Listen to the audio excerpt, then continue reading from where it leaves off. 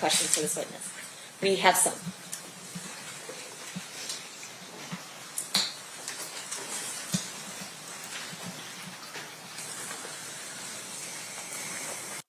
A couple questions from our jurors. Did you notice any damage or bullet holes on any of the cars that came through the gates at Suge Knight's residence, especially the white Cadillac? No, there was no damage on it. No damage. Were any of the crew members carrying guns? I didn't see any guns on any of the entourage people, no, because they were all in their cars. We all had guns. Okay, Uniform. Got it. Did you see the cream-colored Cadillac leave? Yes. They all left. Okay, when was that? Close to 10 o'clock, I would say. Okay, Maybe 9:30-ish. got it. Mr. Stamp, any further questions? No, Your Honor. No. Okay, thank you. Now you're free to go. Okay. Have a good day. You too. Thanks. Uniform. And when you were there, were you able to notice any of the traffic of vehicles going in and out of the residence area? Yes. Can you describe for us any of the vehicles that had either gone in or out of the resident area? Yes. At approximately about 10:10, 10:15, Suge Knight driving a BMW, blue BMW, with Tupac in the passenger seat, came to the gate, and followed by, I believe, probably 5 or 6 other vehicles in line, which I described in my OR report. Okay. Now, just to make sure I'm clear with the R report, you don't have to do that right now, but with regards to your R report, is that something that you do as a police officer, is write a report? Yes. Now, in this case, obviously, you're just helping with potentially a party that takes place. There's no party that takes place, right? No. Were you asked by anyone to write a officer's report after your time working on this particular night? Yes, I was. I don't recall who that was, so, yeah. That's fine. And so the officer's report you wrote, fair to say that that's something that you have done throughout your career as a police officer? Absolutely. And what's the reason for an officer's report? Documentation, so that in the future you have something to go on if need be. Now, with regards to your recollection for that night, did you what were the other vehicles that you remember entering into the residence area of Suge Knight and leaving the area of Suge Knight's residence?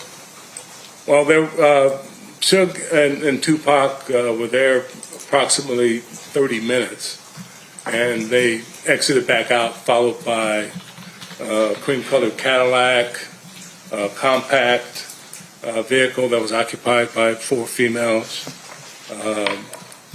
and a few other vehicles that I had referred to my officer's report on. But later on, following the time that Tupac and Suge left, Mike Tyson showed up as a passenger in a Bentley, followed by another Bentley that I believe was Don King's son. And we informed them that Suge Knight had told us that the party was no longer going to happen. I see. And then they turned around and left. I see. And then your report was written how long after the event that occurred that you're telling us did you write your report? It's dated the 19th of that month. All right. Thank you, sir. I have no further questions. You might have had with them specifically about a firearm. You're talking about the 06? Yes. Yeah.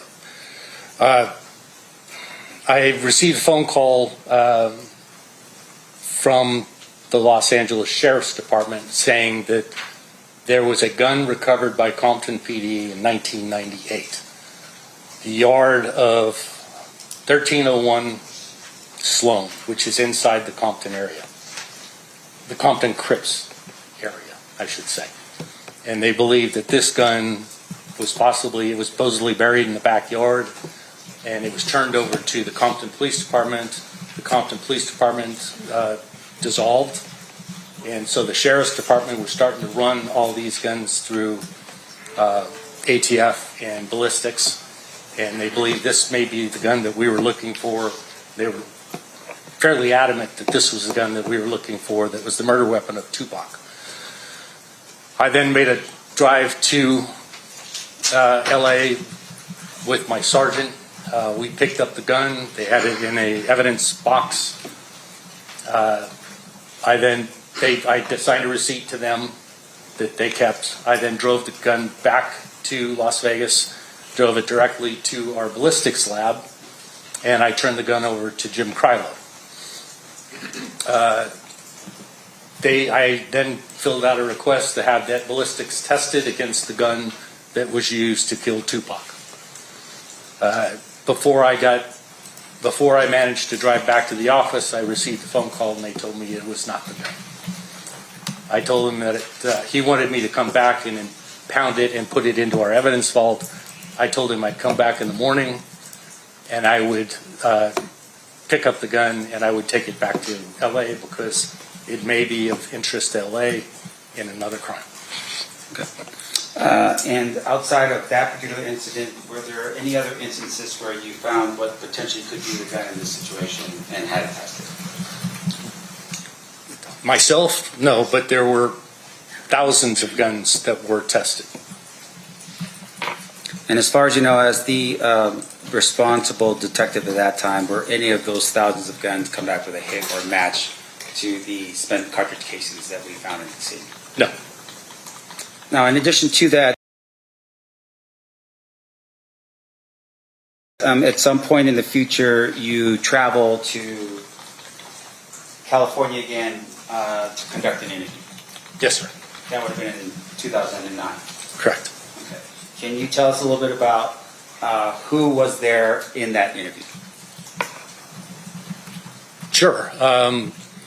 Myself and my lieutenant, Lou Roberts, made a drive after I received a phone call saying that there's somebody that wanted to give information about Tupac and Tupac's murder. We then drove down on the morning of September 9th. They wanted us to meet them at the HIDA office, which is at 1340 West 6th Street in LA, which is about 6 blocks from Plaza One. We met them there. I would then met Detective Darren Dupree, and he told me that Duane Davis, also known as Keefe, was in the interview room. He had his attorney present, whose name was Wayne Higgins, and we were going to go in and he was going to give me information. And he further explained that Keefe had got caught with a large amount of narcotics and was trying to work off those charges. Now, and just to cut you off at that part, I apologize. But with regards to that information, at some point you conduct an interview in that room. Yes, sir. With Mr. Davis? With Mr. Davis, with his attorney. My lieutenant didn't want to go in, so Darren Dupree agreed to go with me. All right. And there was a recording. Did you record the meeting? I did. Okay. And is that just standard operating procedure for what you do as a detective? Yes, I was told that they were going to record it also, but I wanted to record it myself. That way I have it in my hands. Okay. And during the course of that meeting, you learned information, right? Yes, sir. Now, can you tell us a little bit about the interaction here? Were you ever asked to leave the room? Yes, sir. Can you tell us why you were asked to leave the room? Mr. Davis became very nervous. I was asking questions that he didn't feel comfortable with, which is to be expected. And he asked me to leave the room. He wanted to talk to his attorney and he wanted to talk to Detective Dupree. I then stepped out of the room for not very long, and then they asked me to come back in. Was there ever a time that you left the room and was accompanied by Mr. Dupree and only had Mr. Higgins and Mr. Davis in the room by themselves? I don't recall that. So every time you left, Mr. Dupree was in the room with Mr. Higgins and Mr. Davis? Yes, sir.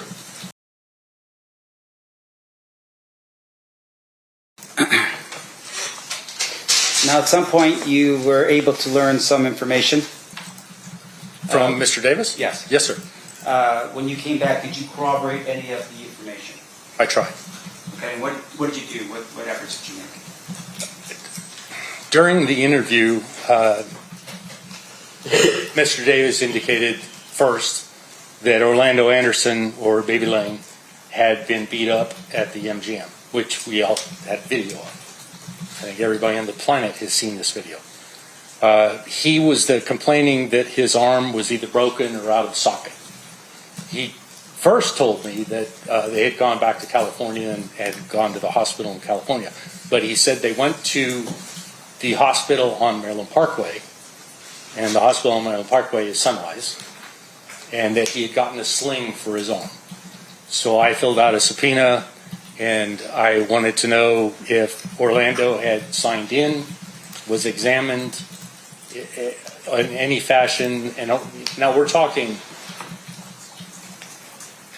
this is 2009. We're talking about somebody coming into the emergency room in 1996. So I didn't find anything. They couldn't apply. They couldn't give me anything with Orlando's name on it.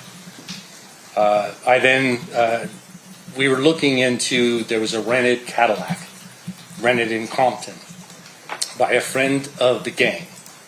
Her name was, or her daughter's name, there was a woman by the name of Harris.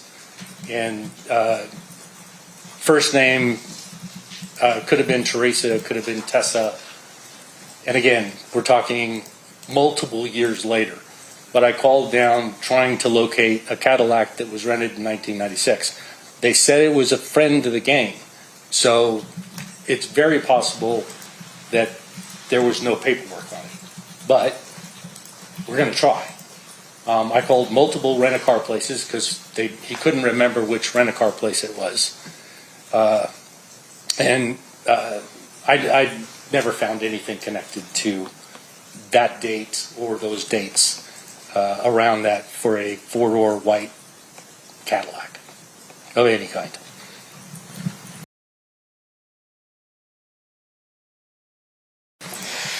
Now, in 2009, you wind up in a room with Mr. Davis, and your belief is he's trying to work off charges. What Yes, sir. does that mean? He's looking, literally, he's looking at the rest of his life in prison for what they had caught him with. So if he gives substantial information about cases, and that's what they had brought him in for, was to give information about cases. One of the cases was the Wallace case, notorious B.I.G. During this part of it, he started telling them about Tupac, and this is in 2008, I believe. So That's what I was told. but essentially, and I want to talk about specifically, what is just working off your charges? Does you- Metro have certain rules, let me ask you, about working off charges and how you work off charges? Yes, and a non-victim crime, you can work off charges. If you can't work off a murder, you can't work off a sexual assault, you can't work, those are victim crimes. If you have a victim, you can't work off those charges. But if you have something else that, like a lot of drugs, you could work off maybe the amount of years you're going to do by giving substantial case information on other cases. So that's what I believe that Mr. Davis and his attorney were trying to do, was to knock off a certain amount of time off of what he was going to spend in prison.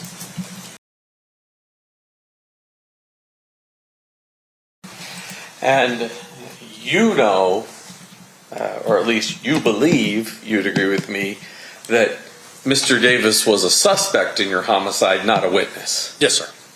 And by the end of that interview, what is your intent?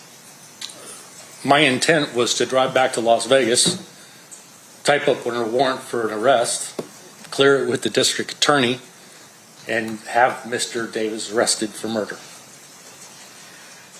Now, at that point, did you and members of my team have an opportunity to actually listen to the recording? Yes, sir. And we heard the section where you're not in the room. correct? That's correct. And then, so did we give you some direction? Yes. So this is several weeks after I come back. I met with. This is several weeks after I had come back from California with the recording. So we brought the recording and the transcription over. The DA reviewed it, and they invited me over, and they told me that they were not going to go forward with prosecution at that time because they're. Let me ask. There's a lot of complications. Let me ask it this way: were you directed to find out the circumstances of why it was that a suspect in our homicide was in a room with his lawyer and a task force officer having that conversation? Yes, sir. And at this point, you've been told there might be a proffer somewhere out there in 2008. Yes, sir. That's correct. And proffers are between lawyers and sovereigns, correct? That's correct. So it's either got to be the U.S. Attorney's Office or the Los Angeles District Attorney's Office, but it certainly wasn't the state of Nevada or the Clark County District Attorney's Office. That's correct. And did you make efforts to find out from Wayne Higgins what the nature of that agreement was between him and some other sovereign?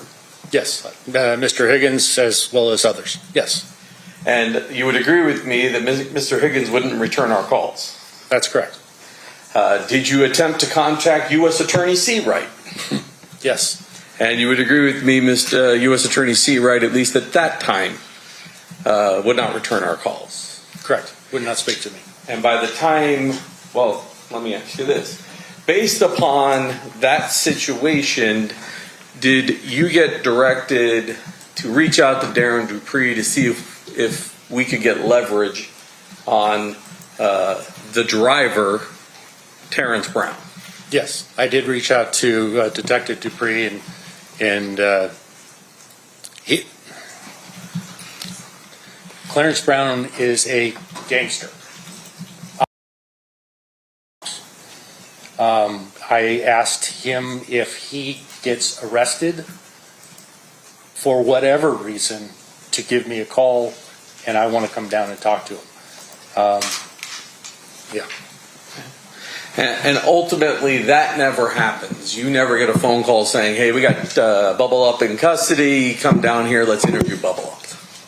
Correct. Bubble Up is the street name for Mr. Brown. And so by the time you retire in 2017, we have no statement from Bubble Up. No. And we still don't know the circumstances surrounding why those three people were in a room talking to you. No. I believed I did at that time, but obviously I didn't. Thank you. Nothing. Real briefly. Well, Mr. Sam said, were you able to corroborate information that Mr. Davis gave you? You're talking about information you didn't already know, correct? Correct. There was a substantial amount of information in this file that Mr. Davis, Mr. Brown, Mr. Anderson, and Mr. Smith were in the car the night when the murder occurred. Yes. The way I took when he asked me that is, did I do cooperation? Brent Becker and Mike Franks, the original detectives, corroborated a lot of different things. I didn't specifically go back in time and do what they did. You were relying upon the information they already had. So when Mr. Davis is telling you this story, it's not like the crazies that are calling saying, I killed Tupac or Tupac's still alive or all any of that stuff. That's correct. Nothing further.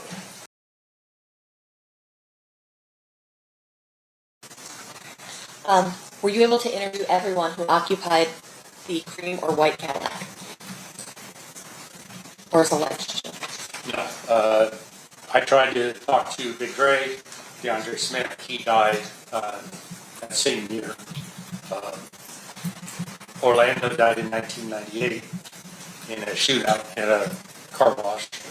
And Mr. Brown died in, I believe it was 2015. Did you ever interview Suge Knight about the shooting during the interview process? I tried. I had a partner that had played football with him and knew him very, very well. And I was complaining that I could never even talk to Suge on the phone. So my partner says, oh, I can make a phone call. We can have it right now. And he made a phone call, talked to Suge, and Suge hung up on him.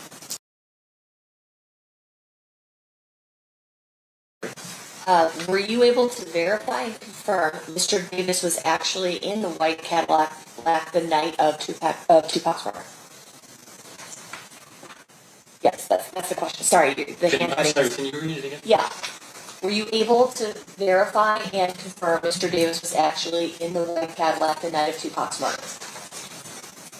And Mr. Davis telling me that he was in the white Cadillac on the night of the murder. And that the shooting came from that same white Cadillac. Any follow-up based on that, Mr. Swift? No actual facts outside of what Mr. Davis told you. No. No further questions, Your Honor. Mr. DiGiacomo? All right, you are excused. Thanks, Detective Long. Thank you. The fireworks this time. Mr. Sampt, any additional witnesses? No, Your Honor. Do you rest? We do, Your Honor. State any rebuttal witnesses? No, Your Honor. Not reopened your case. Okay, so at this time, the presentation of the evidence in this case is closed. What we have to do amongst ourselves is settle the law that applies to this case. And we are going to have everyone back on Monday at 9 a.m. for closing arguments. Please